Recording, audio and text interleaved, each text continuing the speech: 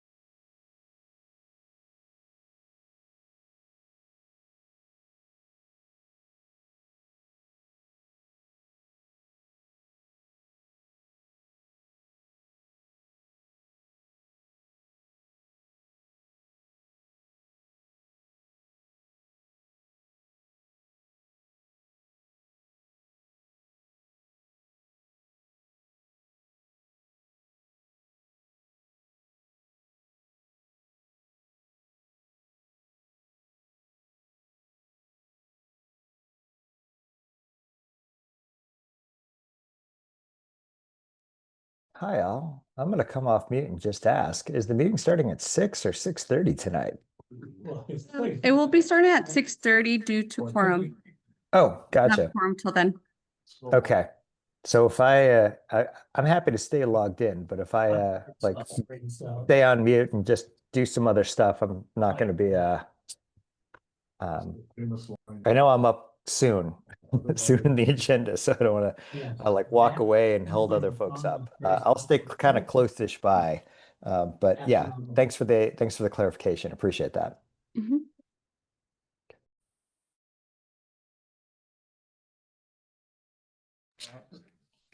Before the. We could do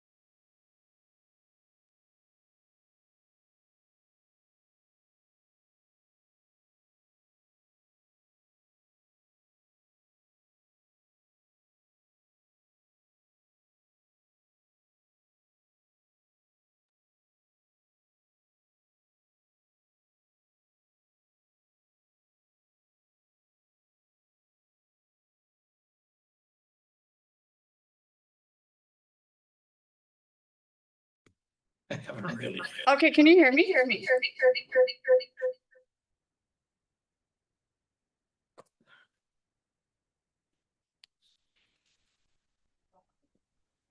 Deserved recognition.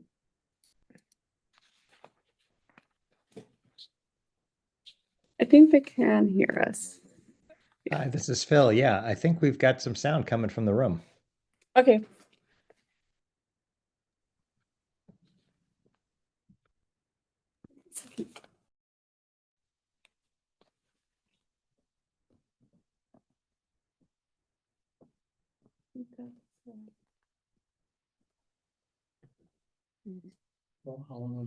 Yeah, Okay, and then I think we should be ready to start.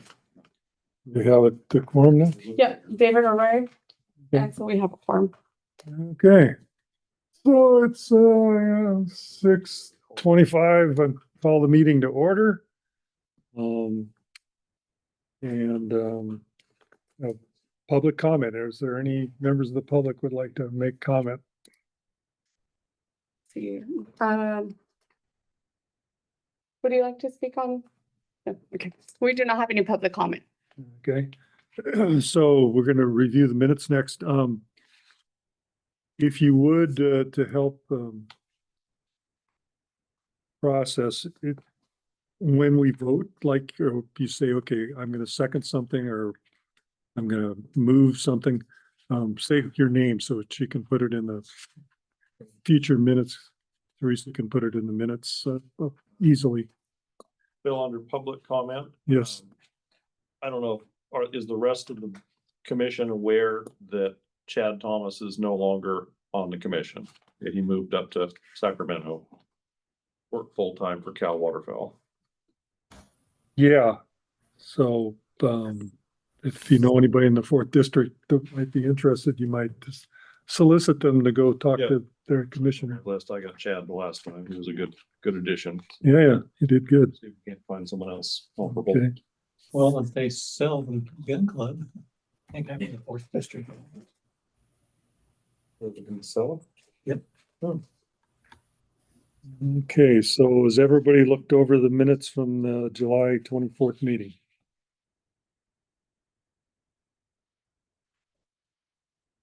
Anybody have any questions or changes? Comments thereof? I know that there's one, Scott did send me over some edits that were necessary and I made those except the one where San Ynez is spelled incorrectly, so I will make that correction. I have a motion to accept the minutes. Moved. Scott? You're supposed to say your name. Oh, is it my name? Yeah. Scott. Scott's moving. Okay, do I have a second? Steve was second. Okay. Okay. I call the question as, all in favor? Okay, passed unanimously.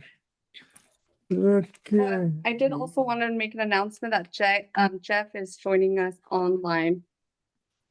And you could see where he is participating remotely on the agenda. Did you say staff? Oh, no, Jeff, Jeff. or sorry, Okay, Frank. Frank. Frank. Yeah, Okay. Frank. Hi, Frank. Hi, Frank. Hi, how are you? Thanks for participating from so far away. My pleasure. So, our next order of business is a presentation from Phil Colmertz.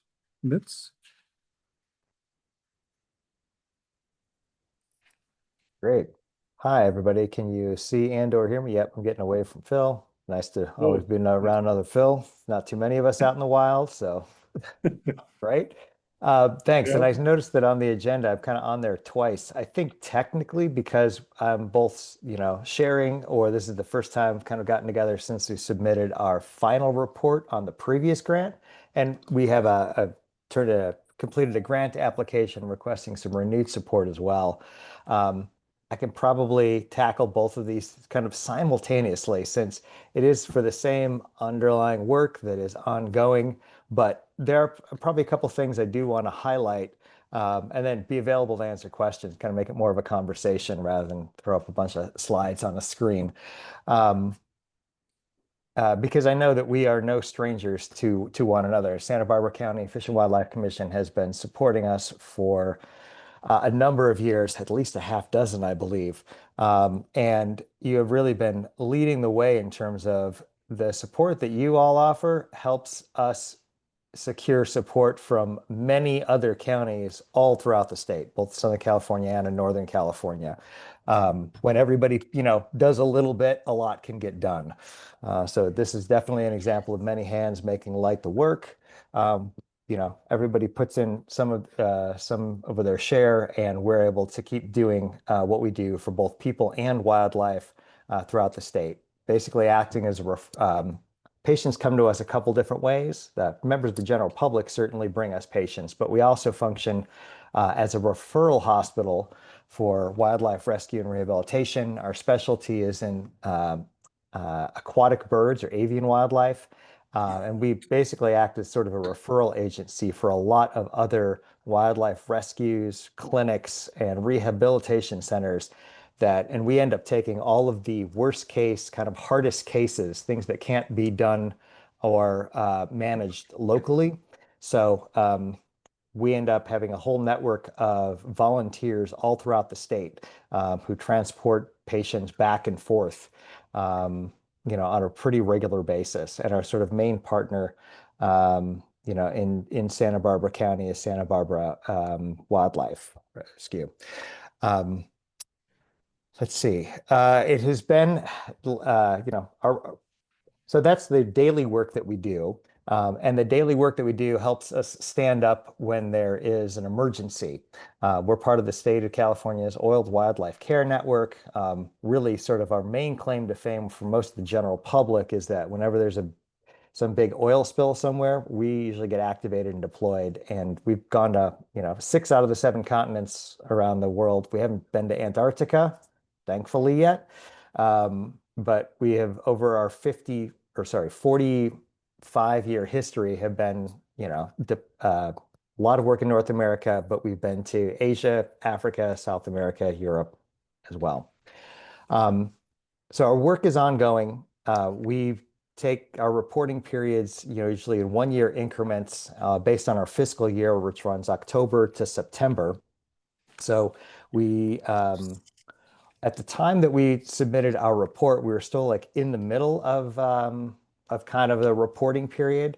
So our actual application has a little bit more detail in terms of like the full year results of not just what we've done sort of as an organization, but we always try to be really attentive to what's the actual work we've done in each particular county. So we paid particular attention to like what we were actually doing in Santa Barbara County. And in Santa Barbara County, in our last full year reporting period, we served 54 different individual animals. The 4-year average is actually a little higher than that. It's around 80 patients per year. Back in 2022, we had kind of a slightly larger than average influx of patients. And then for the last 3 years, it's been anywhere between like 54, 55 patients up to 71, 75 patients on average. And that's been, except for the last 3 years, that's been pretty consistent. The two notable things, or incidents, I think, to point out is that both in 24 and in 25, both of each of the last 2 years, there's been a crisis with California brown pelicans. And, they are certainly an iconic species, but they are also one that is very prevalent in Santa Barbara County and throughout all of Southern California, but especially in Santa Barbara County. We continue to work with the California Department of Fish and Wildlife and U.S. Fish and Wildlife Service to try to understand what the underlying causes of the crisis that keeps facing them is, because it's like the 3rd time in 4 years that they've faced essentially a food scarcity crisis. The current prevailing theory is that with warming oceans, their food source is dropping even a few feet in the water column in the ocean. And because they are plunge divers, they are just not equipped to get down a couple of extra feet. And especially young birds are facing food scarcity issues because of that.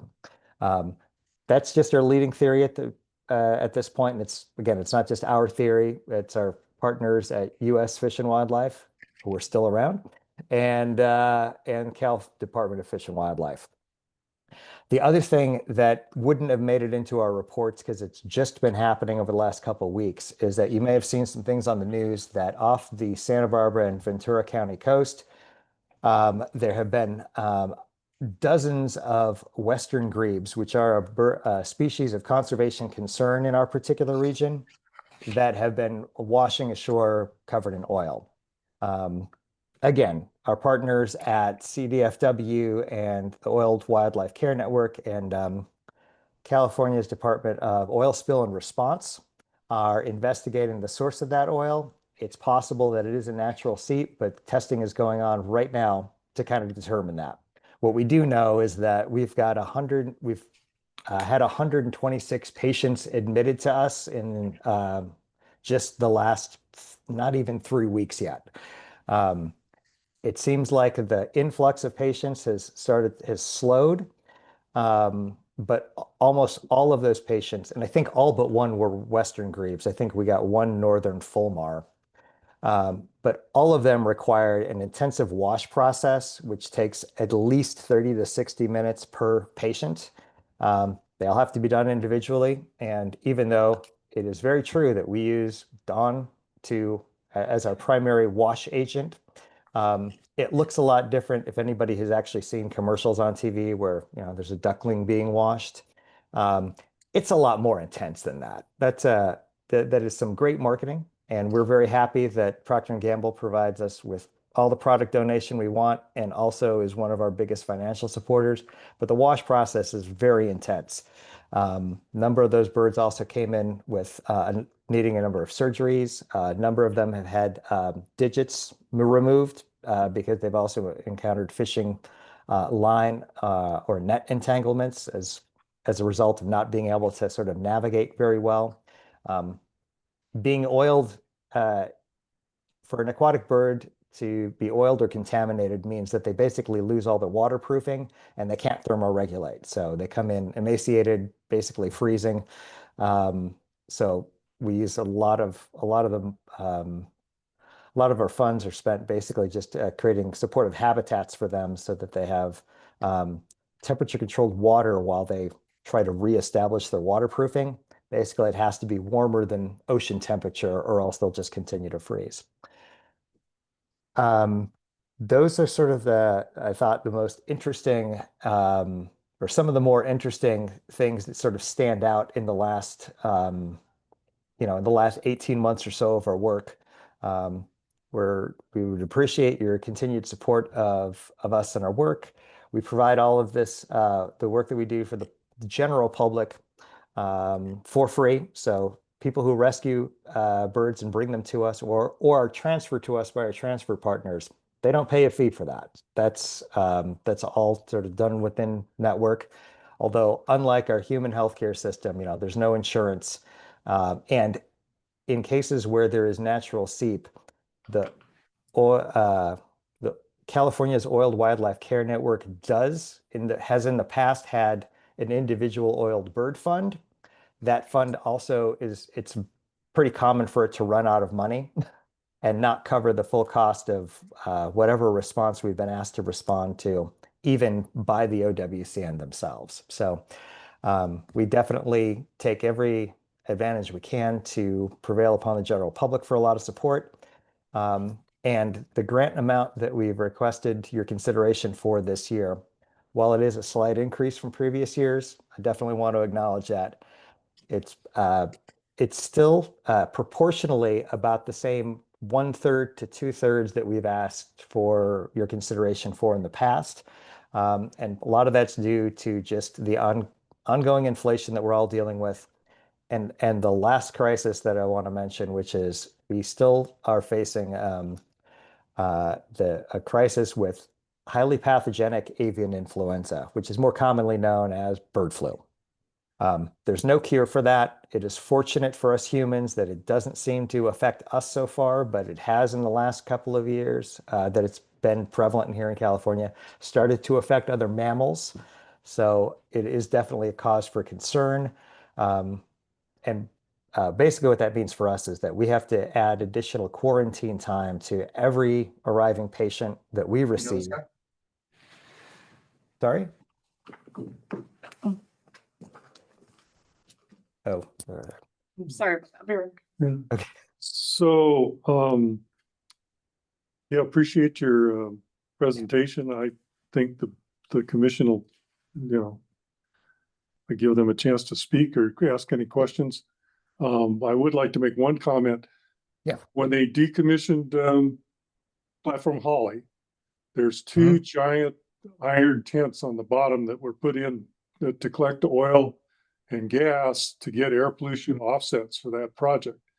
So nobody's taking oil out of those tents anymore. And they're big. They're like, size of a football field. There's two of them. yeah. And because no one's taken any oil out of them for 3-4 years now, they're starting to overflow from the bottom because the oil goes up. It comes off the bottom. So the amount of natural seepage off of Goleta Coelho Point has gone up, probably doubled in the last 6 months or so from those tents filling up. So that's something you guys will probably have to deal with, forever. But that's the way, it's back to the way things used to be.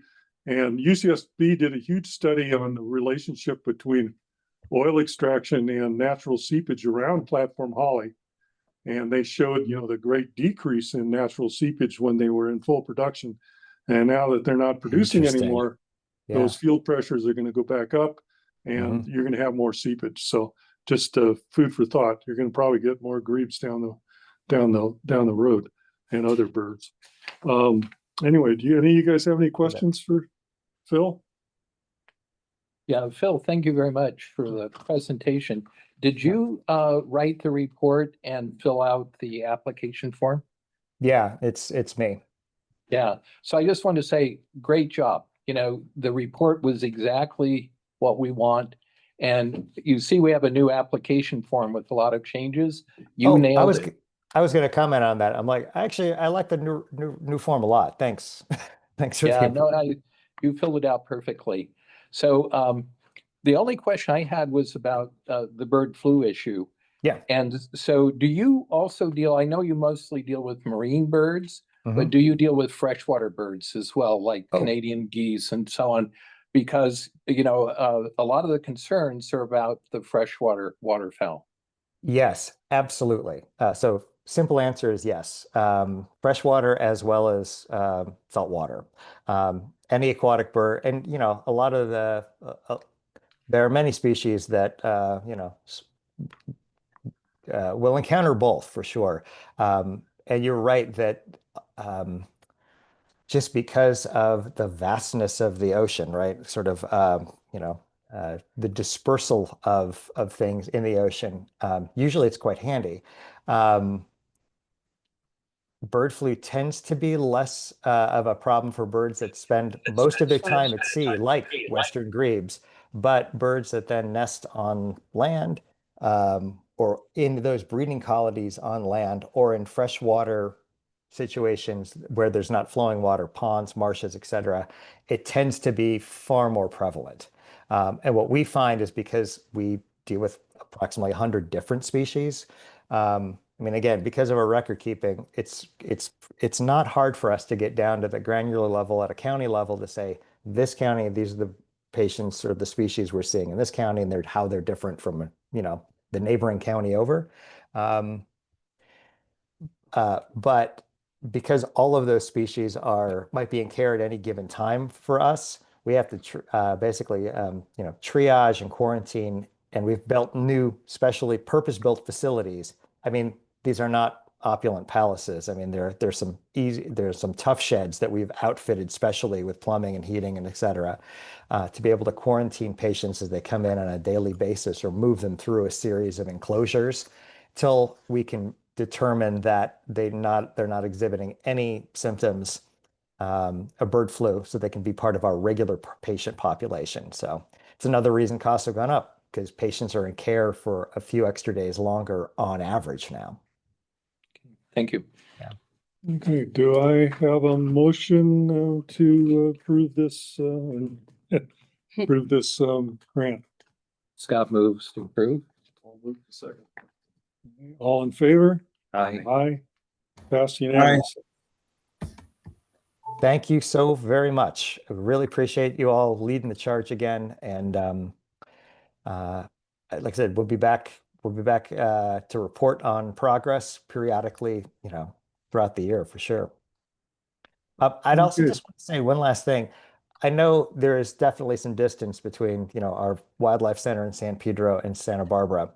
But if any of you commissioners would ever like to come down and take a tour of the facility, I would be more than happy to arrange that. I think it's always very eye-opening when we have people on site.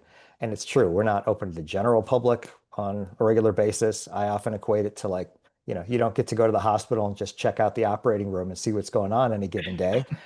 But we definitely do make special arrangements for folks like yourselves who are interested and invested to be able to like go behind the scenes, actually see the clinic, see the washroom, see birds and rehabilitation, and kind of understand, what it is we do there. So if any of you find yourself, down towards Long Beach, San Pedro, even with just a couple days notice, I'd be happy to arrange something for y'all. Whether it's just one or two of you or you're there as a group, either is good. Thank you. Thank you. Thanks. Okay, the next presenter and grant to be looked at or talked about is Chris Goldblatt. Hey, Chris. Hi, everyone. How you doing? Good. Good.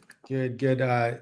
So I guess I'm giving a presentation that was forwarded to you. Let's see, it share screen. Or is the presentation already loaded on your side? Yes. It Is it this one? I can't see what you're looking at there. Okay. Bunch of slides and you being on television, that kind of stuff. Yeah, I can't see the slides that are. Give me a second. So anyway, I guess I'll just start. So yeah, it's basically just a recap of where the project is, for the 16 sea caves, the pilot project that's been in Goleta Bay. It'll be 2 years in March that they've been on the seafloor, and all pictures worth 1,000 words when it comes up. And the grant that we applied for was reimbursement for the 18 months worth of monitoring work that we did. The standard that we agreed to for monitoring is quite high. We're not complaining about it because we want to set a high benchmark. We want to set a very high precedent for reefing in California when others come along. And they did say at one of the reefing meetings, it was one of the DFW folks down in Oxnard that said that no reefing material will be like allowed unless there's at least a 2-year study on it on the seafloor. So if anybody else comes along, they have to do what we did effectively. But I'll just read the stipulation in the coastal development permit that we're beholden to. So it says quarterly monitoring to document species recruitment, habitat type, total biomass, species abundance, diversity, commercial and recreational fishing use, and structural integrity of the sea caves. The data analysis from the monitoring program would be compiled into an annual report and distributed to the resources agencies for review, and a final summary report would be provided at the end of the 5-year reporting period. So what we did is we're either constantly in a planning phase for monitoring, because to get top quality scientists and vessels out there is quite challenging. Usually we have to go out there 2 or 3 times to get one monitoring session in. We added a control site at the request, a third control site, which was the outfall pipeline at the request of the Coastal Commission, even though that was not in the original agreement. And that basically doubled our monitoring cost exposure. So it's almost just the monitoring alone is almost a full-time job. Any other entity would probably budget $500,000 a year to do what we're doing at a minimum. And so, asking for a $32,000 reimbursement for what we've done over the past 18 months is reasonable. The one caveat, I think there was a concern expressed by Mr. Schuman, and that's been resolved with the agencies, to my understanding, that they want the 4 reports that we've generated compiled into a single neat report with a summary page on top, and that's being executed as we speak and will be turned in the next week. So that's kind of taken care of. Should I try to share screen again there, or is there? Yeah, what was the file called? Uh, There was a lot of files shared. it's, Which one is the one that you want? Is it the one you sent me last? most likely, is it a slide deck? Uh-huh. It says DFW SB, I think, on it.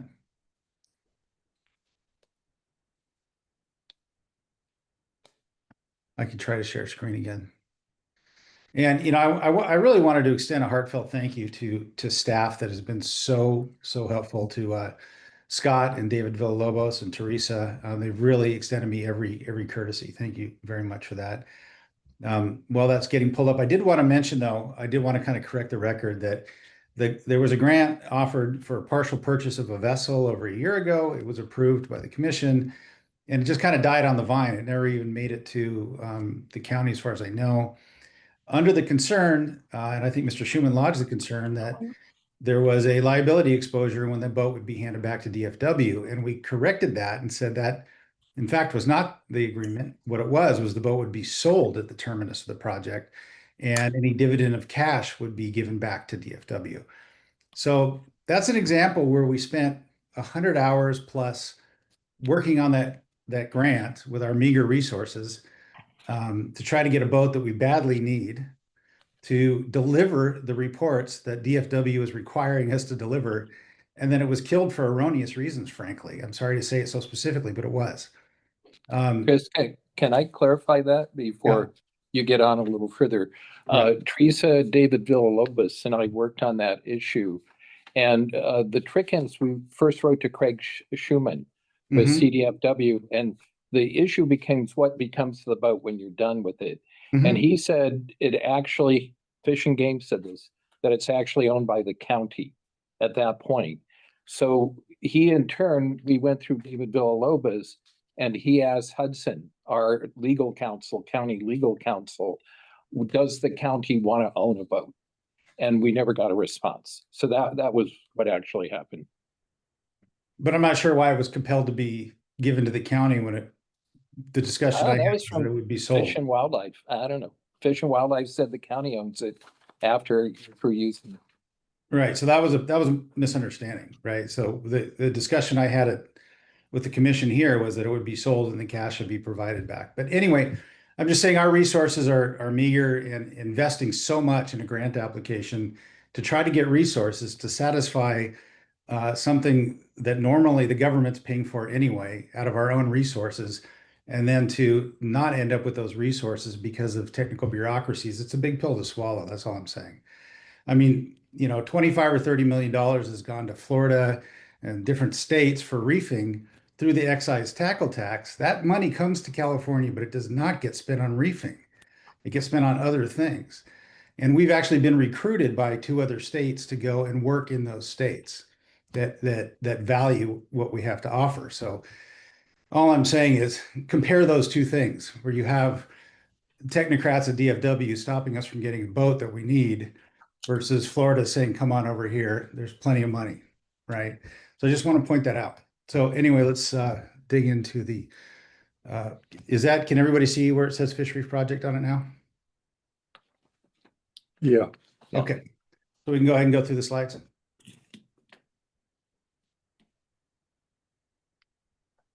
Is there a way to move the slide? Can you, is it not changing on your end? Oh, there we go. Look at that. I think everybody's seen we've had a lot of very positive exposure locally, nationally, and internationally in the project, because we are currently the only operational designed reef manufacturer and folks that have actually deployed in both California and Baja, right? A number of other places around the world, but specifically on the West Coast. The beach at Goleta is very narrow. There seems to be a correlation for when there was a large kelp bed there and there being more sand. I don't know that that's ever been proven scientifically, but there's a lot of folks that study water dynamics that feel that a medium density kelp forest will deflect the downhill current, and that will naturally protect beach heads without the necessity for rock revetments. So that's an outcome that we hope will express itself. Certainly, when the large-scale dumping of sediment from Montecito and Goleta Bay didn't help the turbidity or the recovery of the kelp at all. A lot of that sediment's still there. It swirls around. It's made our average clarity out there less than 3 or 4 feet on most days. Some days we'll get 12 feet of visibility. This is our facility in Ensenada, where the 16 sea caves that are now in Goleta were manufactured. We imported them and put them on the sea floor. They're down there perfect. Nothing was broken. They got down to just the right configuration. That alone was a challenge. This is what they look like when they go down. And 7 months later, most of the academic community felt that it would take 3 years for kelp to reach the surface. And it took 7 months to make a very beautiful kelp canopy all the way to the surface. And we have repeated that experiment 13 times now. One here on this side of the border and the rest down in Baja. And about 80% of the time we've seen the same results. So but you still have to have a good kelp year, right? And we have had good kelp years in the past couple of years. We've experimented with planting seeded rope and green rock and all that stuff. But the best thing that you can do is just have a pH neutralized concrete, which we do, that has just enough porosity in it and ledges to grab the gametophytes or gametophores. And I forget, the kelp seeds, that's the right word. They just need to kind of latch onto something and grow. And that's really where our experience comes in, is knowing where and how to place the reef material to maximize the kelp growth potential. And I think we're probably the leaders in the world with that at the knowledge base at this particular juncture. So here's some more pictures on the right. That's Goleta. You can see the holdfast growing. The lobsters absolutely love it. And we've actually been night diving on this out there to watch the lobsters go from, clustering inside the sea caves. And as soon as the sun hits the horizon, they just bolt. They go out and forage just within 10 minutes of the sun hitting the horizon. We've seen large predators like this male sheephead on the right, a lot of use from marine mammals. The harbor seals in particular love to go in and forage inside and eat the octopi and stuff like that. We actually have footage of that. And, we're very happy to see calicos thriving. Calicos are picky. They seem to wait until there's kelp somewhere to show up. They're very clever fish. I've been chasing them around for about 40 years, and I haven't quite figured them out yet, but they finally shown up on the Goleta Reef. Our scientists have documented at least one. They called it 100-pound giant black sea bass. If I looked at it, I probably would have said it's 350 or something. So, but I'm a fisherman, they're scientists, right? So lobsters do very well. There was a lot of debate about whether the lobsters would do well. Everybody said you need all these little cryptic ledges and things like that. And I said, no, you don't. What you need is a really stable structure that it's not too massive. Because if you can swim in a cave, that's typically too big. The lobsters don't like that because they know that the big pinnipeds and things can get at them. But as long as it's really stable and placed in just the right position, you end up with very large, migratory amounts of lobsters moving through them just before the molting season. They come in on the beginning and the end. And again, this experiment's been repeated 12 times here in Mexico, and the results are similar across all of the results. The oldest sea cave now is going on 5 years on the seabed. That's in South Carolina, which I'd like to say the state purchased those in South Carolina, and they put them inside their marine protected area. I'm going to repeat that. They put the sea caves inside the marine protected area and got amazing results. We are working on abalone restoration in Mexico, where we take a miniature sea cave, a 10-pounder, put it in the abalone farm, stuff it full of kelp. The micro abalone go in there, 300 or 400 of them, that just 4-millimeter abalone. They populate this little model of a sea cave made out of the same material, and then we take that and we stick that in the big sea cave. And then the theory is that they will be protected until they're of emergent size, about 3 inches. They'll crawl out and then they'll populate in clusters in the corners of the large sea cave, and they'll protect themselves. And the sea caves are like catcher's mitts. They sit there sort of with this large opening and just collect the kelp bits, and the abalone sit there with their mouths open and just feed. So my hope is that we can do large scale abalone restoration in California. Maybe that can even be the fishery in the future. We put them there, maybe humans are allowed to catch a few. This was when we loaded on the Danny C, March of 2023. The Castagnola Tug Service is extremely professional. They did a perfect bullseye. They were able to position the Danny C just right. I was incredibly impressed with how they did the work. This is where the pilot project is now. It's actually only 40 feet by 40 feet. It's small, but it's large enough to prove the concept. So the idea is that phase 2 will be essentially the entirety of Goleta Bay, going up to the pipeline, maybe even leapfrogging over it, leaving a 20-foot margin on either side, and joining into the biomass that's on the outfall pipe. So the whole thing would kind of feed itself, and going from about 20 feet of water out to about 35. And that's the footprint of a small portion of the giant historic kelp forest that used to be there. And we're starting that permitting this in 2026. It'll probably take us about 18 months to execute those permits. This is the kelp canopy at Goleta, taken with the drone. Special FAA permissions required to fly in front of the airport. It's hard to get. This is 7 months to the surface. So we're going to monitor. We take pictures like this every 2 months. So we'll have a very nice 5-year database at the end of it.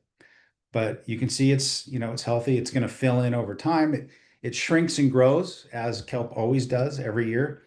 So this is taken in the dead of winter, where you have senescence, where it kind of shrinks. They're not dead, and then it just kind of grows. It just kind of does that. And the turtle shape of the sea cave allows the holdfast, the thing that looks like roots, to fully express itself to over 3 or 4 feet in diameter because of the shape. If you have a pointy thing or a square thing, it doesn't do that. It'll grow very small. And you want it to be large, so when you get the swell events, it doesn't tear off. And these have made it through. Last year, there was, I don't know, a 12-foot swell that tore right through Goleta Bay. This was taken after the swell. It didn't even tear the kelp off. And as you can see, the sea caves are not buried.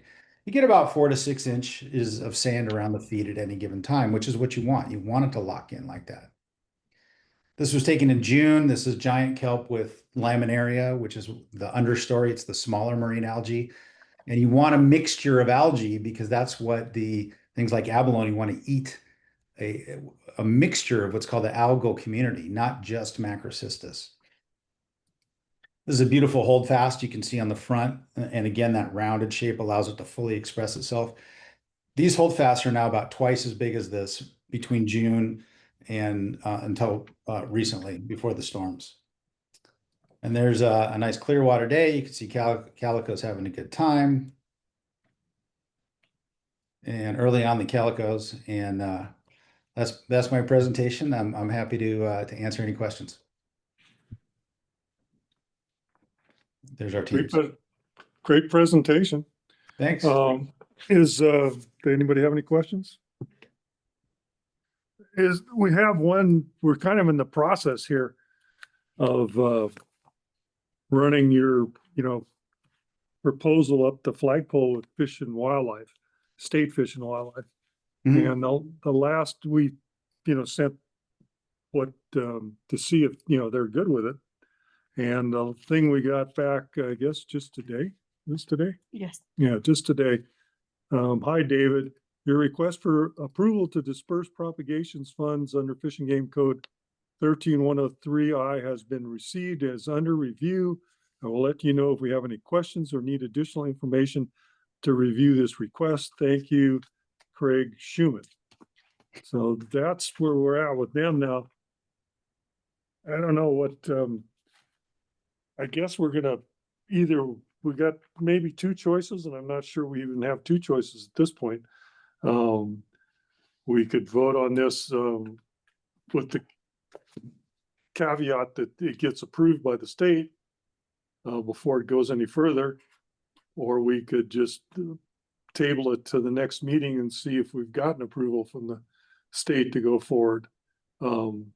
So those are two options. What do you think, Scott? I think there's a third option too. We could go ahead and recommend funding of this proposal pending approval by the state. So we could have a vote here and from this committee recommended, but pending whatever's, So that's kind of what my first okay. statement was. I mean, obviously, like any of these, the final word is the Board of Supervisors. So, you know, we approve a lot of things, you know, like the bird thing, and we, you know, it's got a like 100% chance of approval by the supervisors, but things do get thrown back by the supervisors. So Yeah, no, I think it is necessary. We have both. We have CDFW approval to meet the conditions of 1303I. But as well, the recommendation of this commission. So I think both those have to be in place before it goes to the Board of Supervisors. well, if you'd like to make a motion to that effect, you worded it probably better than I have. And what was Fish and Game's concern regarding this grant application?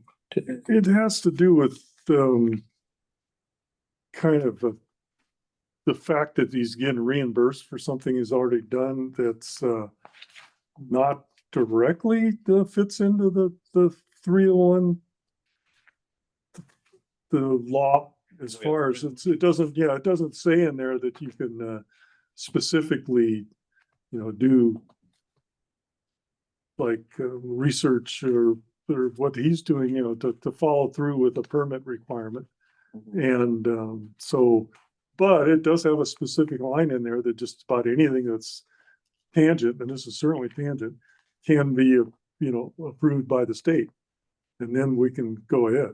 Yeah. So it's in, you know, our lawyer, the county lawyer, you know, pretty much gonna want that for this. The other part of it too, David, is they had to get a coastal development permit from the State Coastal Commission to deploy these sea caves. So they had special conditions, and those special conditions were a monitoring program that Chris has just described. And they got that list. The Coastal Commission confers with CDFW to get a list of what CDFW would like to see monitored. And that became the basis for these special conditions for the permit. And so that's why Chris had to do this as part of his permit. Since we have to live by 1303, this specific category requires CDFW approval, which is why we're waiting for CDFW to weigh in. But I think in a conceptual thing, I fully support monitoring. I think almost every project we do should have a monitoring component to make sure it works. Right. And we can use that information for the future and in terms of designing these projects. So I really like the monitoring component of Chris's thing. I think the data are really interesting and it proves it works. And so what I suggest, and I don't, if I can move this, is that we recommend funding of this proposal pending CDFW approval. So we could do that, but we would have to just make sure that there's no changes. So if the CFW requests any type of changes, it would have to come back January I mean, changes to the, application or. from CDFW tells Chris to make changes and it has to come I back. personally think we should wait until we get notification from Fish and Game. Just in case they need other information from him and so forth, that's just gonna delay it. If they come back That's a good point. with an okay. Yeah. Then we can vote on it real quick and I think it'll speed things up a little bit. The trick is just voting on it real quick. I guess Yeah, we won't be, we'd either have to have a special meeting or wait till January. January 22nd, I think that's. So, Well, a lot of it's gonna depend on how long it takes the state to get back with us. yeah, but I mean, theoretically, they could come back in 2 weeks and say go, and then we're holding Chris up for another do you, till January. Do a special, But it takes a long time to get the money too. yeah, but So- if we did it in contingent and then the state approves it. And we're not meeting till, 3 weeks into January, what would it take us to convene a special meeting just to vote on the one particular item? we have to meet in person with the forum. So that's the problem. We could do, if it's up to you guys, how you Yeah. want to do it. I mean, if I think your points are well taken, Steve. And the only reason I was suggesting we do it this way is if they approve it done deal. It's through, and then we could prepare it for the supervisor. If they don't, then we're just gonna have to shelve it and consider it later anyway. So it's sort of to prevent a special meeting. Right, but if the state requires a more further information, Yeah. and we're still in the same, Yeah, and I thought if they just say fine, we're golden, you know, Right. we can move ahead. And if they say not, it's gonna come back anyway. Or another thing we could do is just assign, if any changes are made, Scott could review that it meets the requirements. So someone I'd could just, rather have the imprimatur. of Yeah. the whole commission, yeah. Can I make a comment before you guys? Sure. So there was a interagency email exchange between myself and all of the pertinent agencies. And my reading of it was the issue was just that they wanted the compiled annual, which is all four of those reports that you have in front of you, just stapled together with a cover sheet with a summary, and that'll be done in the next week or so. So that's my actual understanding of what they wanted to see, and that'll be provided to them. So unless there's something I completely don't understand about what's happening, that's likely the answer that you'll get, is that we've turned that in and everything's fine, and that'll happen quite quickly. So and then- Mhm. I'm happy to go along with whatever everybody thinks. So if we just want to table it till the next meeting, and it's only can you wait 2 months, Chris? That's January 20th. Or do you need to get going? I mean, in the past, I think it took us something like 9 months to get the first. Oh, that's another process. Yeah, After we approve it and it goes to the Board of Supervisors and you get money, it's often a 9-month flag time. Yeah, look, what's the worst? If you approve it today, what's the worst that could happen? They would come back with additional questions, and we would have to do this again some other time. I mean, if you approve it today and then they say yes, then it just goes through and we save the time. Yeah, that's the way I see it. It's, if anything comes up that varies from what we're trying to do, get approval from them, and then we come back in January anyway. Yeah. So Depending on how you word the. No, so and then that's, before we make a motion, there is someone that is from the public, and I just want to make sure that they don't want to speak on this item. So if you're online and wish to speak on this item, please raise your hand. Okay, not seeing a raised hand, so no public comment. And then after the vote, I did want to mention one more thing about the boat grant, but I want to make sure I'm not speaking out of turn. So, yeah. Well, I put forward a motion, if Okay. that works. I think it's what Phil No. said. I guess it's been recorded. Yeah, so do you want to say it again, please? So I was just saying that I recommend we approve funding for this application pending CDFW approval. Give it a second. Have a second? I second. Okay, And then all in favor? all in favor? Aye. Aye. Passed unanimous. I have a question, though, if I Mhm. may. Sure. Chris, so given that you've gone through enormous effort to secure what amounts to scraps for a 16-acre test site, what's the long-term plan for fully funding a 65-acre thing? I mean, you're asking for what amounts to pennies, and you're Mhm. looking at a mega $1 million budget going forward. What's the goal? What's the end game? How are you gonna get there? well, I mean, we've gotten Maybe this the far game with 15 years. I think we've utilized and raised about $1.5 million, maybe $2 million over 15 years. So you'll see that level of success build on itself. There are a good deal of very large funders that are on the sidelines waiting for us to get permits. The Ocean Protection Council currently has $14.1 million for sea level rise. We are in discussions with a number of different cities, including Goleta, about applying for at least enough money to get through the permitting cycle on that. And then from there, we will turn to, you have to understand, I've been cultivating every significant donor base almost in the world for the past 15 years. And their response is get the permits and we'll fund your project. I mean, ultimately, it's about a $20 million project. So I hope that answers your question. We're certainly not going to turn to the state or the commission for that money or the federal government because it's not there, right? It would be in other states. It's just not there in this state. Chris, I had another question. Mhm. It has to do with Beacon. So Beacon's where the flood control takes sediment from the flood control debris basins and Mhm. dumps them at Goleta Beach. And so you're pointing out this is anathema to the kelp because it occludes light. So the question is, does this all work together? I mean, if flood control is going to keep dumping sediment on the beach there, and you're trying to reestablish kelp with these sea caves, is this going to work? Well, the kelp does grow, so the proof's in the pudding, right? And Goleta But Bay is they- very they haven't- interesting. The They haven't water's ramped up dirty the whole. in terms yeah. of turbidity. I'm sorry. They haven't ramped up the whole program yet. Well, I mean, it's like how much Beacon. sediment I mean, how many millions of cubic yards are actually going to get dumped there, right? That's the question.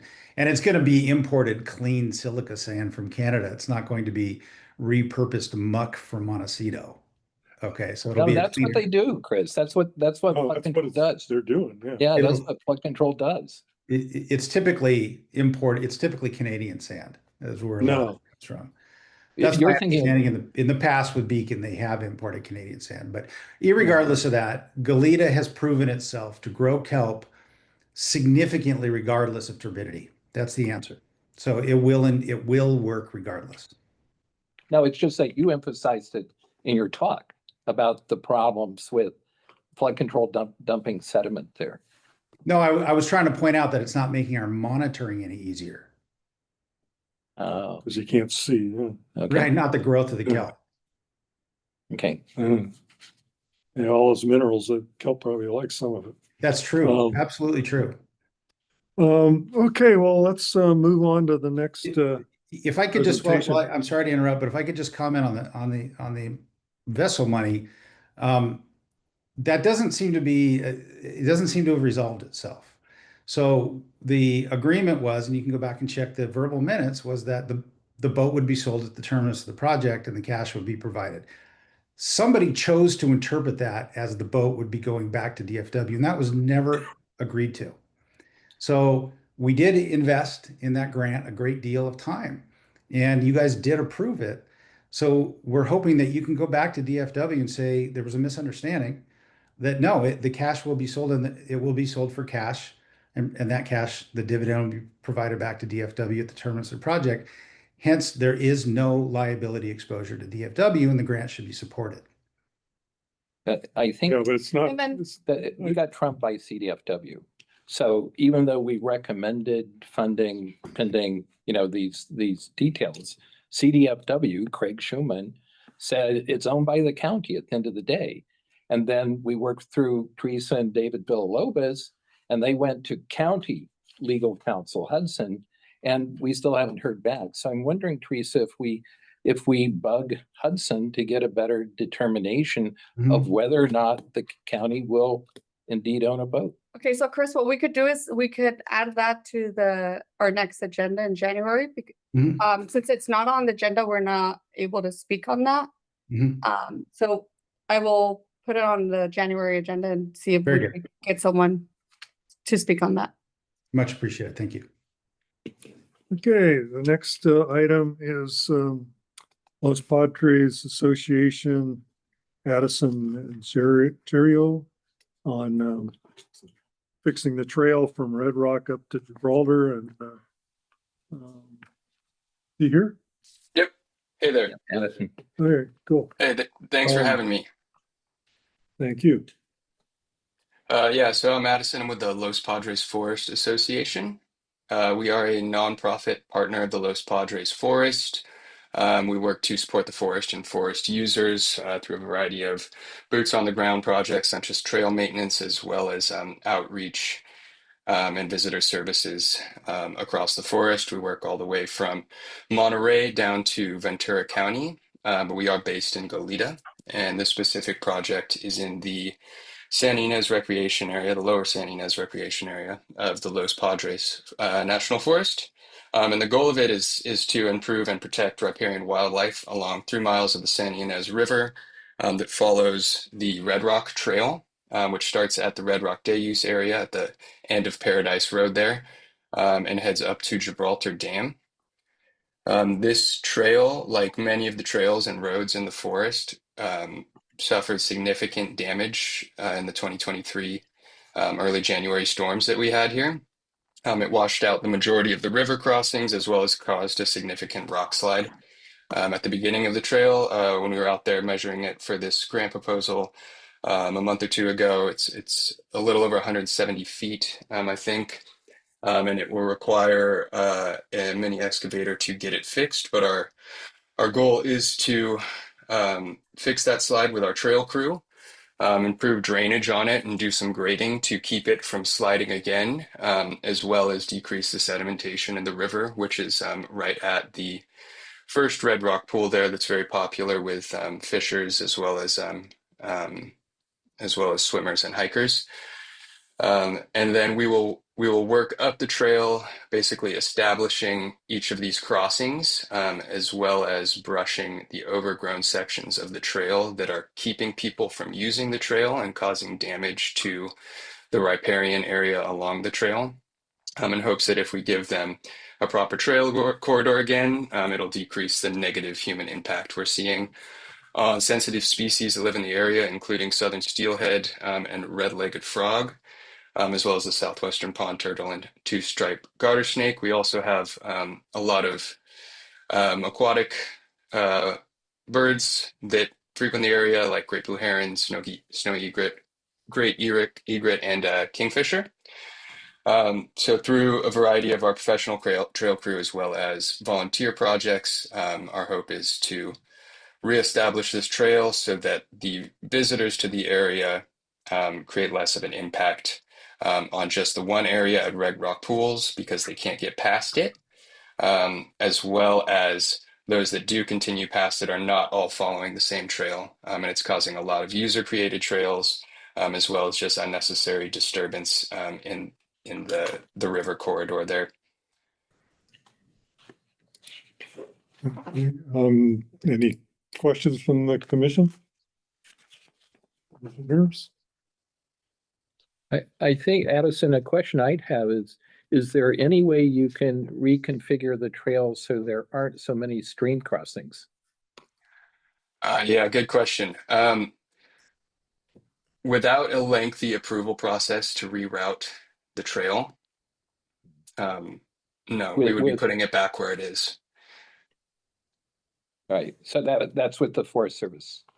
Yeah, we would have to work with the Forest Service to essentially, it's called the Level 3 trail realignment, where we're moving the trail. We do have NEPA done for the trail as it is, but if we were to move it more than 10 feet from the established corridor, it would trigger NEPA and CEQA again. And I don't think that would be over quickly. In our past projects where we've had to do that, it's years and years. Phil? At times, on some of these projects, the county council would like to see the NEPA, CEPA papers to show that you've been approved for that. So if you can do that, I don't know if it's in the package. I looked at the package, but if you could send that along, it might help down the road to Sure. Yeah, keep it moving smoothly. Yeah, Okay. I can talk to the Santa Barbara Ranger District about that. Okay, And get great. those sent over. So do we have a, Wait, I have two other quick points, Phil. okay, sure. There are a couple of things, Addison, in your budget that we usually haven't traditionally funded. And one is we don't fund indirect costs. So it's just something we don't do. Oh, yeah. And we also don't fund administrative costs, which I don't really see in here. But I don't think we've ever funded per diem before. So I just wanted a discussion of the commission about, are they okay? I know we've never funded and have always argued against indirect costs, but what about per diem? Well, there is item number 6, says 10% indirect to cover associated administration and management costs for trail restoration, including damage improvements, earthwork, all that. So that's some administration costs we don't normally cover. Right, and we've talked about indirect costs too, Yeah. and said we wouldn't do that. I don't have a problem with the per diem for volunteers. That's pretty cheap labor. Okay. So I think what I would move, Phil, is that Addison just redo the budget to cut out 6, the indirect costs, Mhm. and ask for the amount minus that amount. Okay. Is that okay? It's okay. Yeah, can definitely do that. Okay, Okay, so you want to make a motion to accept this minus the 18,10? Before we proceed, can I just want to make sure that, we do not have any public comment. So if you're, online and wish to speak on this item, please raise your hand. Not seeing raised hands, so no public comment. Okay, so we have a motion from Scott to accept this proposal, grant proposal minus the $1,818.10, item number 6, indirect costs. And percent of. Got that? Yes. Okay, So do I thank have a you. second? Second that, Dave Morgan. Okay, all in favor? yeah, Can you just send me an updated application reflecting that, please? Yes, definitely. Thank you. Thank you. How can Frank vote? Or is he listening or how's that working? Yeah, so we have. He was voting on the other ones, Frank.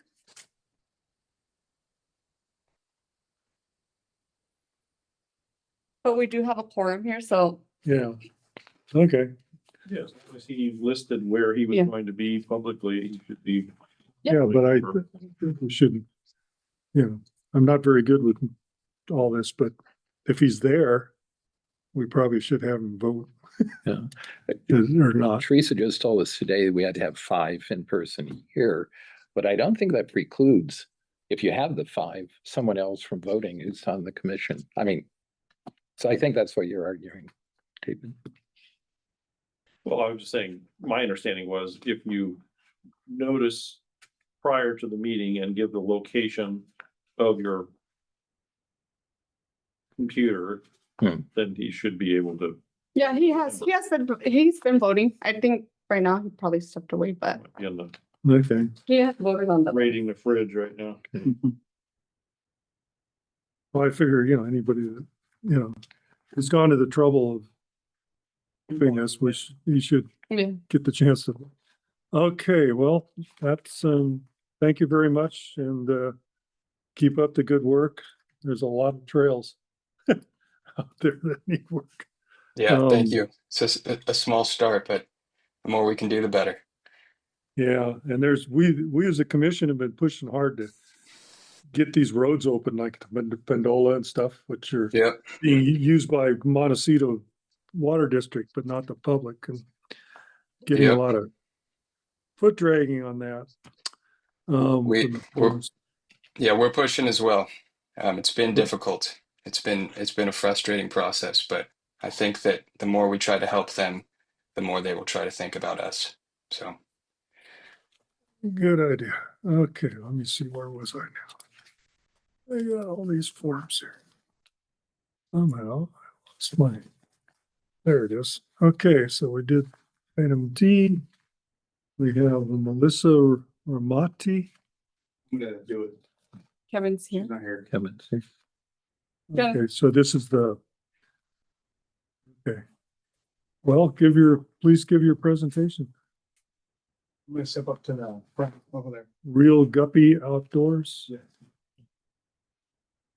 So I saw 2 people for public comment, 2 that are up there on the, Okay, to listen. So we also sent this out, so we did a submission for our program, Oceans of Opportunity, to return back to Carpinteria Middle School for a 20-week clinic class program that we'll do. What we call it is developing impactful leaders, because there's a lot more to what we do besides just teaching them how to fish. We've been there 2 years prior, and we worked with other organizations like RBFF with the recruitment, retention, reactivate, recruiting to get more anglers and diversity into fishing. We work with VCOE, which is Ventura County Office of Education, with their schools, Miami School District, and some other national organizations like National Park Trust, for the work that we do as far as getting more anglers out, but also teaching things like responsible angling, even career pathway opportunities. Maybe one day, one of the students that I teach at Carpenter Middle School will be sitting in one of your guys' commissioner's chairs, right? To show them what, as responsible stewards of the environment.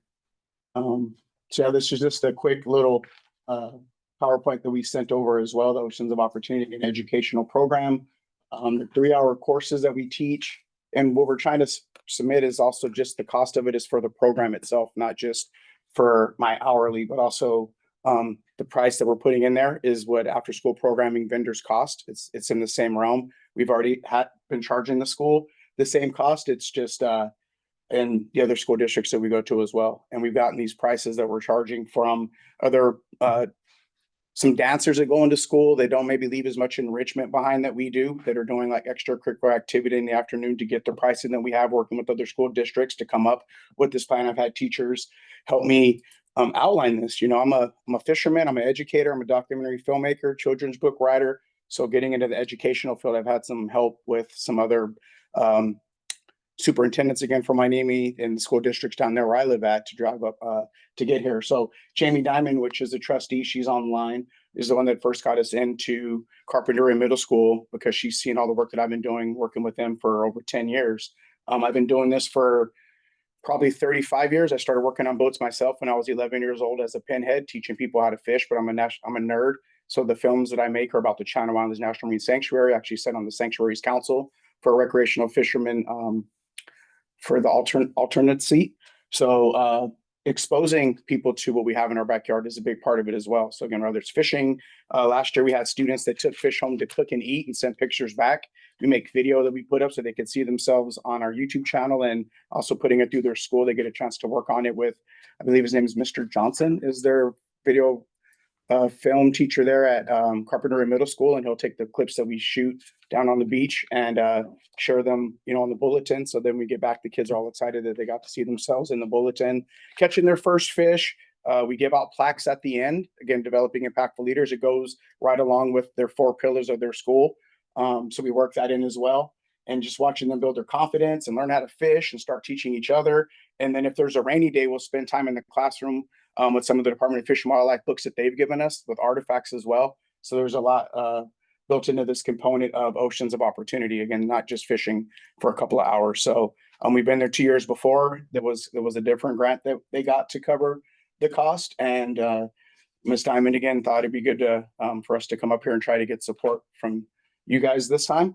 So again, there it is. We're kid tested, parent approved, and educator endorsed. Talks about it again in this outline. I'm sorry that I got it to you shortly. We just wanted to get you more information that you could see to go along with the application for the 20-week courses again. So it's, that's a lot of time. I think 20 clinics, working with some of the other funders like RBFF and what they were having us doing as far as collaborative efforts to put together these clinics. They thought it was a great deal. I mean, 20 clinics that's a lot of fishing days, that some organizations do a couple a year for the same price. And we're doing it, again, 20 of them between now and the end of the school year is how it wraps up. So you could just see some of the differences there. Again, some of it I take pride in, again, being the kids that are coming from these areas too, and not having a lot of exposure to the beach or occupations, and, figuring out what you can do out there to be a Department of Fish and Wildlife ranger or biologist or other things that we have in the blue economy. So again, there's a lot more built into this program. I think I said it 3 times than just the fishing component, to respect where they live at. Teamwork, there's just a lot of stuff that goes on in this wonderful program. I've been doing it for 15 years now, that I started this as a career path, invested a lot of time and energy with it. Sometimes we might bring 2 or 3 of our staff to come along with it, and we'll cover all that for them to come along and help be my aides at the beach. And yeah, that's kind of a summary of it. Again, there's a little look like you got 2 different And we call it edutainment, so it is entertainment and education at the same time, so it's fun. They're engaging in it, but when I don't really like to do a lot of lecturing, so it's a lot of engagement, watching them use the term like come out of their shell, since we have some of the things that we're collecting shells out there on the beach, to watch them grow. So again, we have 2 educators that are here for public comment. So I don't know if you want to, I don't know how this works. If you want to ask me a question or let them speak first, or I want to ask you a question. Mhm. So what grade level are you targeting with this? I think this is 6th, 7th, and 8th. It's all the middle school. And how many students are participating at a time? Between 10 and 20, depending on, after school program that come out. And And they attend all 20 clinics, or it's rotating 10 to 10 it's up to the each clinic? it's up to the after school program. Some of them stick with it the whole time. Some of them come and go. So we've had a little bit of both. We have some that are there all the time, some that play other sports like swimming. So they'll cut out and then come back. So depending on what other extracurricular activities they're doing, or if they want to stay the whole program, some of it come on a little bit later. This group, always see, we get what we call the cool kids. So they want to wait to see too, like, are my friends doing it? Who's going to do it? Is it something cool? And then you get a chance for it to build momentum and you get more students that come in. So there's some factors on in that aspect. But since I've been there for 2 years, it seems to grow from the first year to the second year, me being on the campus and them seeing the fun of it and other students advocating and recruiting more of their friends to come and be a part of it. So And how long does each clinic typically last? about 2.5 hours. Okay. Yeah. On weekends? But no, we do it on Wednesday. So this, Yeah. this would be Mhm. 2 to 3 hours every Wednesday for 20 sessions. Yes, sir. I guess one of my questions would be is you're asking 1,000 per day, so it's essentially $1,000 for a 2 to 3 hour period. So how much staff and stuff is involved besides yourself? Usually I have at least one other staff. Sometimes I'll bring 2.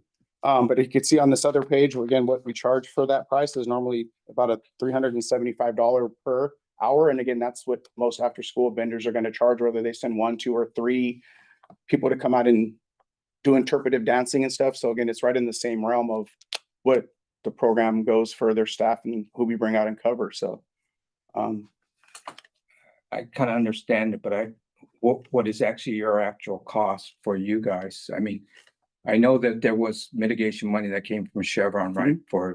And that original tranche of money was, I guess, 20K for when you started this program.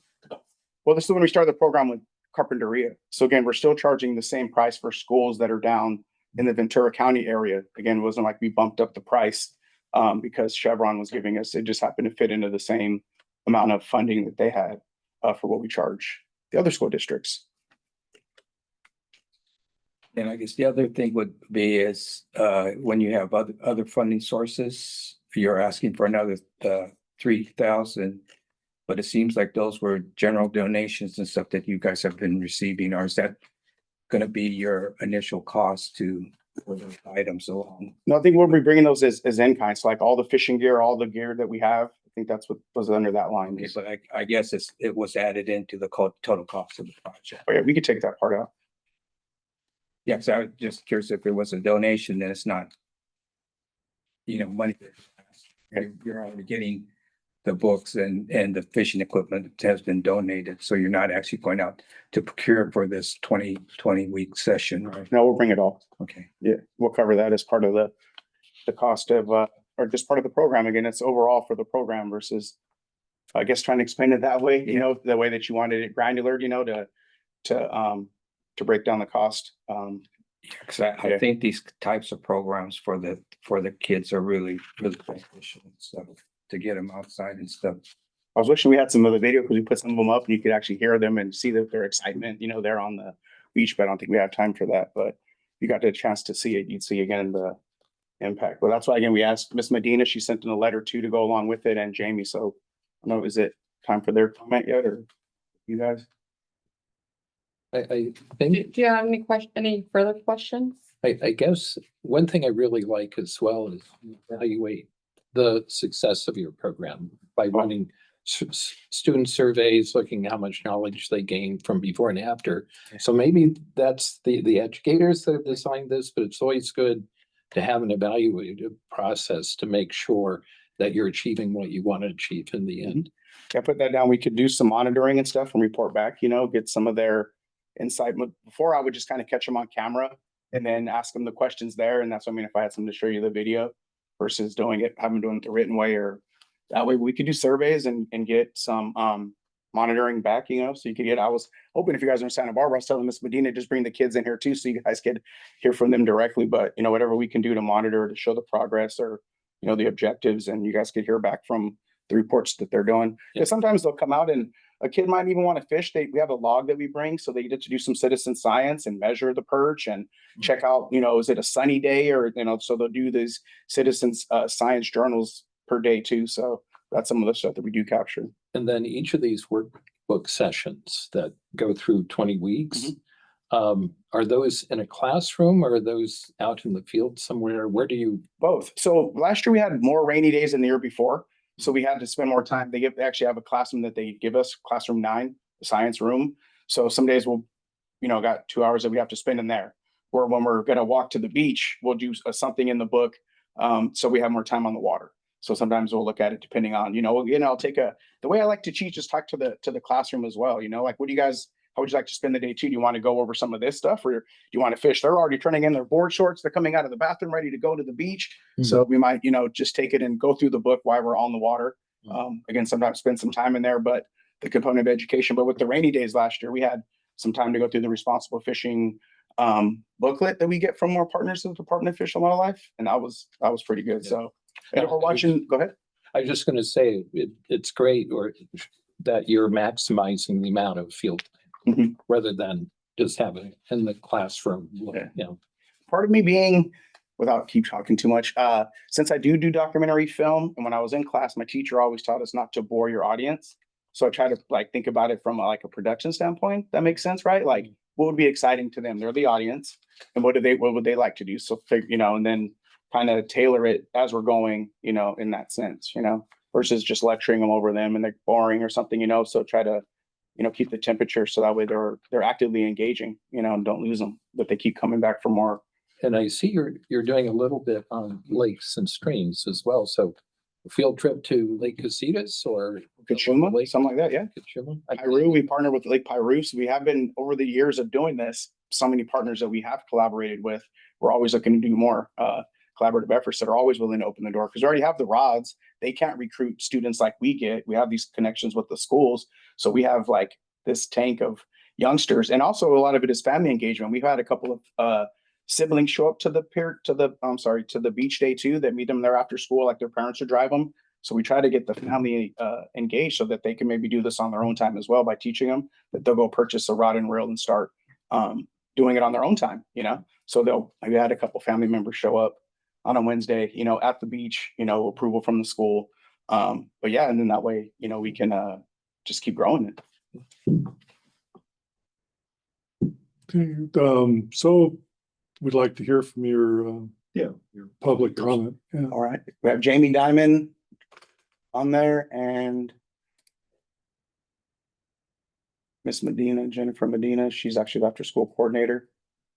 So I don't know if you could. Can you guys hear us? Yeah, would you like me to pop in here? Sure. Okay, Sister great. Jennifer, go ahead. Hi, my name is Jennifer Medina, and I am the program specialist here at Carpinteria Middle School. I run the expanded learning program, which is providing our students with experiences that they would not necessarily be able to come into contact with outside of the school setting. And we try to provide across the board as many experiences as we can. And having Fisherman Kev on our campus is a constant joy. It the second he stepped onto our campus, and the kids are just anticipating the day. Some of these kids, this is what they wait for. This is the high point in their week.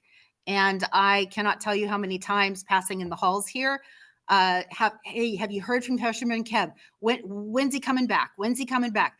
Time doesn't mean much to these kids. So you just know that they are extremely excited to have him back and sharing, whether in the classroom or on the beach shore.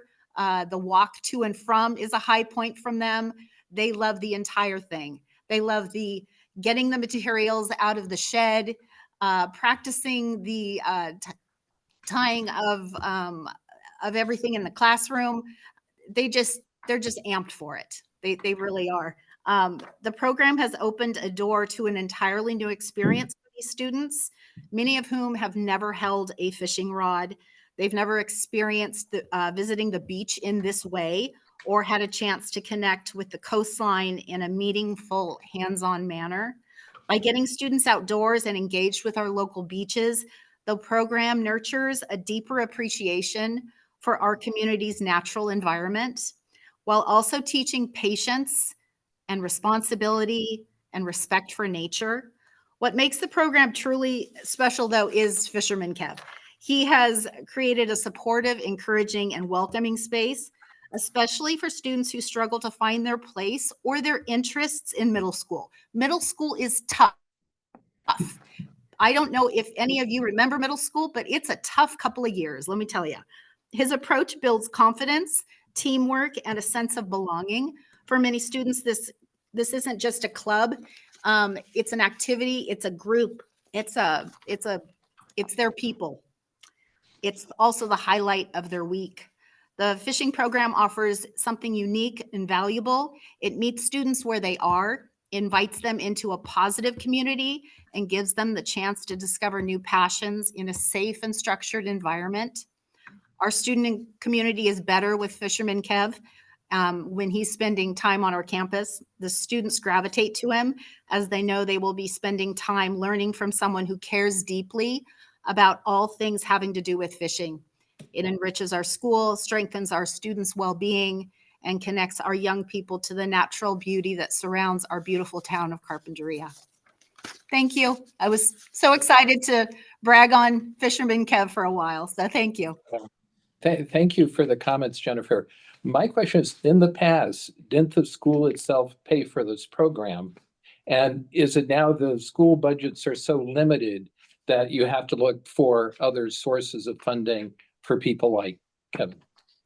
Right, so this was funded to our school district, and we were very blessed to have 2 years so far. We are really hopeful for a third year with Fisherman Kev. Right, but you've paid for it in the past. The school's paid for it. No. The school has received a grant for the program, so the school's not having to fund it. Our school district is so strapped. It's right. So where did the grant come from? Has that honor not already been raised? Is it Chevron? I think it was, Chevron, I Chevron. believe it was, I believe, this is Whitney speaking, I believe it was mitigation money that came from Chevron. Because I also have run a fishing program with the United Way Fund in the Sun for the last 15 years. I got tapped to see if they can, if I would be willing to run a fishing component for the Fun in the Sun Summer Youth Program, which is a very great comprehensive program for disadvantaged youth.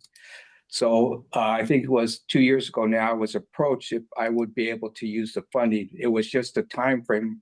Our summer program was already over, so I kind of passed the window for it. So I do believe the money that was for the CARP programs was part of that mitigation money from Chevron. Right. And you've run out of money, so you need other sources for funding this program. Okay. I think Jamie's up there. See the people in the.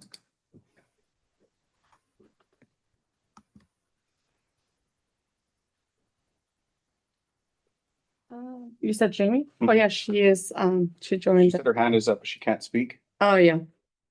Let's see. Okay, Jamie, you could go ahead and unmute yourself. There you go. Good evening, commissioners. My name is Jamie Diamond. I am president of Carpinteria Unified School District's Board of Trustees and a longtime supporter of Kevin here. I also own Stardust Sport Fishing and operate Santa Barbara Landing out of the harbor. So I just want to speak to Kevin and his program that I have supported kind of from its infancy, really trusted and believed in the vision that he had for this program.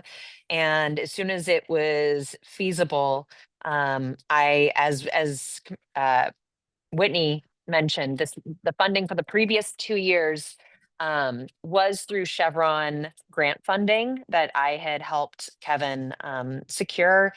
And I really saw a need at our middle school. We had and have some kids who just need something a little bit more for the after school program. They needed a little more guidance and a little more direction, but the after school program, to get them to participate, it really needed to have a cool factor.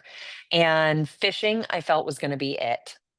And not only have we been able to reach the kids that we were really hoping to, we've been able to reach a lot of other kids as well through the program. Carpinteria is a fishy place, and our kids love the ocean.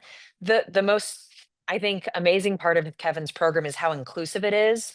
We have a handful of our special needs students from mild and moderate disabilities to severe disabilities, and they're all able to participate in the program, and it is truly inclusive, and it helps all of these different groups of kids who would never come together and probably never hang out. They come together, they fish together, they encourage each other, they're doing something positive. He teaches about ecosystems and tide pools and being good stewards of our resources. And in turn, these kids are learning these things in a way that they probably wouldn't have received from a classroom setting or a traditional learning environment, but they respect him and they listen. And it has made a difference over the last several years in their lives. Our vision for the program at the school district is to have several cohorts of these students, to have this program ongoing. These middle school kids end up at the high school creating a fishing club, and then them being able to come down to the middle school to help volunteer with the after school program that Kevin's doing. So for the long-term sustainability of this program, right now it's 1 semester a year. We'd love to get it going year round. As Miss Medina, who we are so lucky to have as our after school program coordinator at the middle school, as she explained, our district is, we're mostly Title I district, meaning if free and reduced lunch was still a thing, we would all be, majority of our students would qualify for free and reduced lunch. And so we put a lot of money into a lot of different programs, after school programs. And if you look at how other schools are funded, say Goleta School District, they charge for after school programs because they have the ability to, but they don't have the same ratio of low income students as we do. So we can't do that. We have to find grant funding to fund these after school programs. So I just wanted to touch on that question in a little more technical way. And I am happy to answer any other questions that you may have. You're actually not allowed to charge for any of the programs. Is that what you're saying? We don't charge any of our students for after school programming, period, because it is free. We for our programming, we seek grants, so we do not charge our students.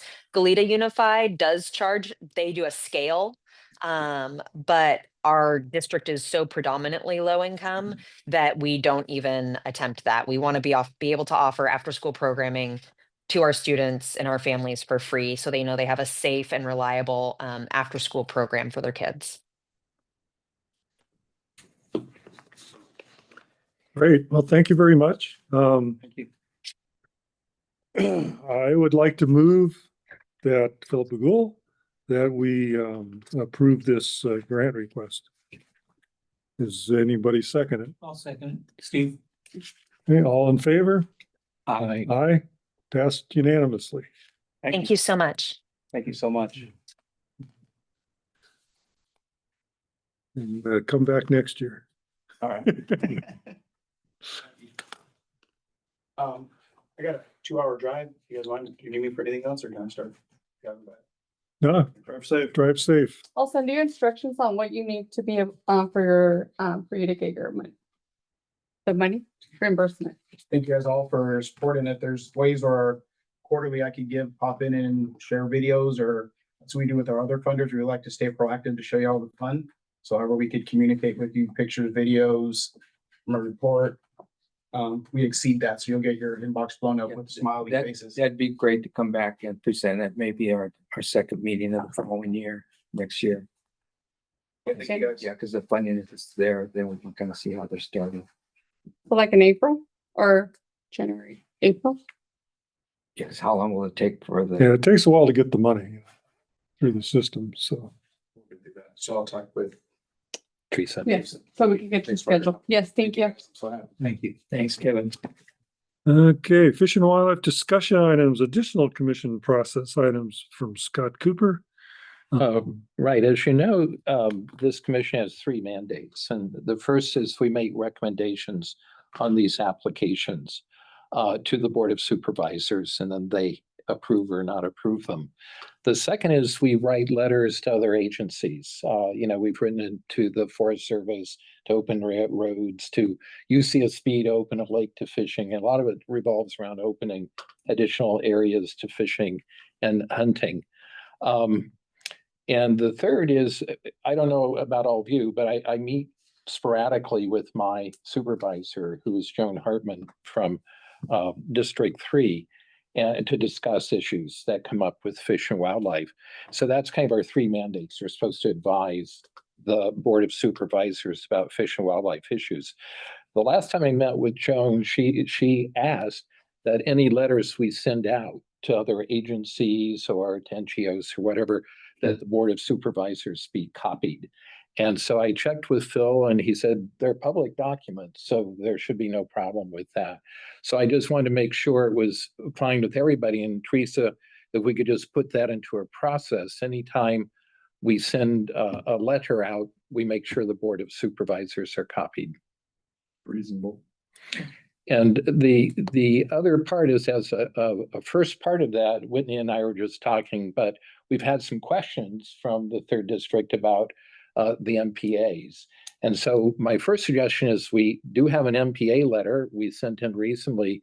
So Teresa, could you forward that to the Board of Supervisors? Yes, I can. Okay, I had a discussion. I asked for a meeting with Joan Hartman because he was going to be up in the Buellton area. So I did discuss, like I was telling you, I discussed the MPA process, how I saw it roll out starting back in 2009, then 2012. So I talked about it and I gave her a copy of the letter. Okay. And that's why I asked you, because Yeah, no, I was think told it's that good, she- all the yeah, supervisors. when I was told that she was going to talk with you. Right. Because you're actually the district representative on the commission. I represent recreational anglers. Right. And then the second issue here is we move the deadline for applications up 3 weeks before the next commission meeting. And the reason for that is so we could get through CDFW approvals where needed before it got considered here. I think both Phil and I felt it'd be great to have that approval up front so that any recommendations we make, the applicant has assurances that they're likely to get funded for their project. It didn't work this time because we found out, at least through the marine region of the CDFW, that they have a formal process. And so within 1303, there are certain categories that require CDFW approval. And one of those is research, and Chris's monitoring project fell under research. According to Fish and Wildlife, we checked with them. And so they sent us a protocol, and you've got in your materials that the application or the request we sent to CDFW asking for approval of Chris's proposal. And then I think just now, Teresa just handed out the response. And so they're considering it and will give us an answer later. So I don't know, we've got this problem with timing for just those categories that require CDFW approval. I tried to circumvent it with the 3 week earlier thing. It didn't work because turns out they say it takes 30 days. So I don't know if we want to move it a month earlier or just leave it, but I didn't know till now that they had a whole formal process. We've done it before, but this is the first time they talked about a formal process. But in this, you can see the kinds of information they're asking for when they ask for CDFW approval. They just want to know the expense category, how much, exactly what it would be used for, timeline for implementation. It's basically that stuff. And then they decide if it meets the criteria for 3, whatever the category is. So I don't know. I'm just throwing it out. It's a discussion item. Maybe we just leave things as is, because most of our applicants come under categories A, I remember like, yeah, they're all categories that don't You asked require. me if you want to modify the guidelines that are previously written to give a longer lead time. And I'm not, I think it would get too confusing to say for those CDFW categories required. Yeah. Blanket. I think, the timing wise is like the one we just saw in CARP. We just got that. Yeah, I know. Okay, so, it's nice to have a 3-week guideline, but we're pretty flexible. We're not a bunch of bureaucrats. Right. So we can deal with it, as they come in. Say, okay, no, we got to run this one through Fish and Game. It's going to take longer. You got here 3 days ago. This is a great project. Boom. Yeah. So I would like to keep that non-bureaucratic function. 3 weeks, it's a kind of a guideline, Okay. and But keep it there or move it. just leave it the way it is. Okay. Yeah, we'll deal with it. We don't get that many With- grant proposals, try With to, that being said, is there a way we could schedule the meetings for the rest of the year? Because what I could create is like a deadline of when, applications would be due. That would be Meant to great. And then that way, An application packet. yeah, but that's the reason we and then that used, way they could, we used to do that, it was like. But then, because we're always moving the meetings around, pretty flexible because of the schedule of the members. So which we, we've change had a those. hard time going more than one oh, ahead, because it's hard to tell what people are gonna do. So it's more a matter of the quorum, No, the reason we're only They're on our one schedule. meeting ahead to get done to see right now. how many people are gonna show up. That's, this is kind of the history of that. I mean, it'd be a lot more efficient if, we could put it out a year ahead of time when we actually showed up. But We could all meet today. we don't do a very good job of that. Okay, so thank you, Scott. Okay. And, so next, order of business, kind of a tooth-pull thing. Wait 1 second, Bill. I mean, yeah. you could still make sort of a tentative Yeah, schedule. I mean, maybe. you know roughly what month they're supposed to. If you don't give them a date, you can say there will be a meeting in April, there will be a meeting in July or whatever. Yeah, because we're normally what the third Thursday of the. It's up to you guys. I mean, I'm not the boss here. I'm just the guy that screws with the papers. No It's reason just to fine. like, You just guys- give a general schedule to know the commission meeting will fall roughly in July, so have your stuff ready by then. I kind of like a schedule because then I know when I have to be around. So I don't, you can avoid conflicts. Yeah. I know I do those for my like my other BARs and it's like a deadline, Well, typically they're the fourth Thursday or the middle of each of those months that Mhm. come up. I think because a lot of times the fourth Thursday can fall on Thanksgiving that we move, November seems to get moved around more than anything else. It's hunting season. Then it's hunting season. So, It's always hunting season somewhere. This is true. so what Thursday was this? The third Thursday? Period. So why don't we try doing the fourth Thursday of every month except this one, Except for November. except for November? So January 28th. And that's just going to okay. Okay. February Oh, 18th. wait. Did you say February? Yeah. Oh, it's there. It is. Oh, yeah, that's true. Yeah. Sorry. Yeah. April, April. Okay, so we got January 28th, 22nd, April 22nd, April 22nd, Okay. July 22nd, July 22nd, and and let's see, that's 3. Okay, 1 July, And then November. November, Just make the Thursday before Thanksgiving the 19th. 19th. standard for November. Okay. Okay, got it. This is And I'll email those to you. also. 2026, you slavish bureaucrats. I may not be here in July, that's okay. But then at least we could plan ahead also for forum. Okay, next year. If you notice in the minutes, I said I would talk to the powers that be about changing the budget line.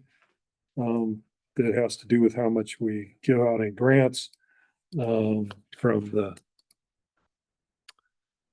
18,000 where it is now up to 100,000. So I'm in the process of doing that. I've contacted the I guess he's like the deputy director of planning and development, and told him what we wanted to do to get it done by, they need a lot of lead times, like the fiscals, starting the fiscal year 2026, 27, which would be like July or something, or June. So that's where that's going. We also, the other thing, kind of a two-pronged thing. If you notice in our package, we have a letter from, this is the report from the chair. We have a letter from Steve Rubuck, and he's wanking at us for not doing enough about putting out more letters on the abalone fishery. And the fact that it was going up in front of the state commission to be closed for their 10 years, basically. I got back to him and said, hey, no one got to, we did a letter. No one got to us, either a fisherman or you, saying that this was up in front of the commission. And two things came to mind. One, before the computer age, I used to get the agenda for the state commission meetings sent to me ahead of time. I think this commission needs that. We need to know what's going up in front of the commission ahead of time so we can respond. So if you could, in your capacity, I suppose now it's all computerized. That's why they probably quit sending it to me. Get that sent to to your offices, and then you can. I think they do have an email list for their agendas. Probably. I I think that nowadays that's the way the world works. How often? Unfortunately, I don't work Do you know how often those happen? I'll look at it. Every couple of months. anyway. So, and if you'd send me a hard copy, I'd appreciate that. And then maybe we can be a little more timely on some of this stuff. This in particular, I hate to see him pissed at us. I think that the only way the abalone guys are going to get anywhere is through lawyers. Civic Legal Foundation, something that they're going to have to sue the state, because the state is corrupt as hell, and they're not going to. Yeah. Did you get that? Corrupt as hell. His expectation that we were going to have any power to do anything about it is misguided. We're an advisory board only in the county, and we disperse funds. We're not going to change State Fish and Game Commission policy. Not likely. We can write a letter, which we did. So Yeah. it's an unjust series of. We could do another one, or try to get the whole supervisors to do one, which, isn't easy to do. But like I say, I think it's really, you're there in a situation where we're just, anyway, so I think I'm done. Anybody? Bill, Yeah. I had one more question. Is, this getting the, whatever it was, 18,000 allocated for grants increased to 100,000, will save a lot of time, because they have to file a form every time they go over to, when they go to the Board of Supervisors. But my question is, we've had complaints from applicants that it is a 9-month line from the time we approve to the time, they actually get their money. Is there anything we can do about trying to speed that up? Well, we used to do, they had to do the project and put in. Oh, after the fact. Put in the receipts. Now we, at least we try to do it ahead of time. Yeah, I'd love to be able to do it faster, but I don't know how with all the, Yeah, I guess is as good as mine. I guess would be the way to put it. I mean, how do you speed it up? I think something that I could do on my end, so projects that were approved today that haven't came before us, like Kevin, for example, or the Red Rock one, I could send them what is needed for funding. And then that way they could start that process. You know. And I know I wasn't doing that, so I could do that, and maybe that can help speed up some of the process. Right. Well, I understand Thank you. there were kind of two bottlenecks. One was preparing an agenda item for the Board of Supervisors. Yeah, Apparently, there's a whole CEQA process where they gotta go to county council. You probably know all this, and that was the planner, has to get assigned to a planner, so that can take a little. In order to fund it, they have to go to a planner. Yeah, well, because then the planner has to put a letter to the Board of Supervisors. yeah, they have a Yeah. packet that goes to the Board of Supervisors, and so there's all this planning department and legal counsel input on CEQA, and I don't know, all this stuff they have to do. So that's one bottleneck. The after bottleneck, I've talked to the accounting people, and they said they can do it pretty fast. So I don't quite understand why it takes some time from the time the Board of Supervisors approves a grant to the time people start getting their money. But, you know, maybe It's That's gonna submission of help some check it. receipts and stuff, so that's probably, I think that would help the process. I could try to follow one of these relatively simple ones through, Yeah. you know, with talking to David and you and say, okay, where's it at now? Yeah. Okay, when does when are you gonna write the board letter? Who do I need to, See how long it sits Yeah. on the desk. yeah, and then if I poke the guy that's doing the board letter, that they know that someone's actually gives a damn about the timing, and then see what it takes to go through each step. And see if I can accelerate it, I guess, at those steps, but it's it's hard to tell. One of the things, as we go on with this stuff, now you notice I asked the guy that's doing the Forest Service, because he mentioned CEQA and NEPA, that the Henry Hornick, the lawyer, wanted to, I need to see that stuff before it goes to the supervisor. So for the kind of projects that require, obviously the school thing doesn't require CEPA or NEPA. Yeah. But and the bird thing doesn't, I know of. If they do, I don't know about it. But the guy mentioned it, so I go, oh, the lawyer's gonna want to see that, so. yeah, no, That was one of the things that stalled the Chimeneas one. They needed to get all that, Yeah, which they had, and it's just a matter of getting a hold of somebody from the state to get the copy to the county. and this just started. I mean, I'm 43 years. It's only been the last year that anybody cared about that. no. So as time goes on, everything gets slowed down. Yeah. It gets more bureaucratic and harder to do. But It's always been my experience with the county. I've received supplemental assessments on properties 2 years after I've sold them. If you're giving me a bill now, they're like, well, yeah, it takes us a while to get to them. It's like 2 years. hey, fishermen and farmers don't have to do estimated taxes. They have to pay early, but you don't have to pay estimates. Every year for my 40 some odd years, I'd get a letter from the IRS saying that I hadn't paid my estimated taxes. And then I have to send them a letter saying, under Form 210F, I'm exempt from that, and every year, some computer just goes, out it comes. Okay, well, I officially adjourned the meeting. Hearing nobody protesting.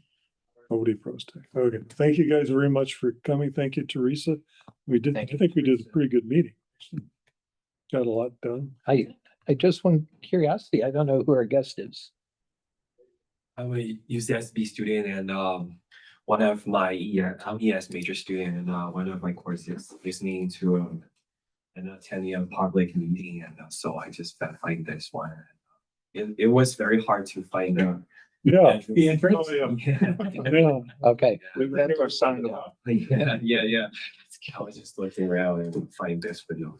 okay, thank you. What school do you go to? I'm junior. At UCSB. You said UCSB? Yeah, third year. This Cool. What are you studying? Yes, environmental study. Yeah, and chemistry. Yeah.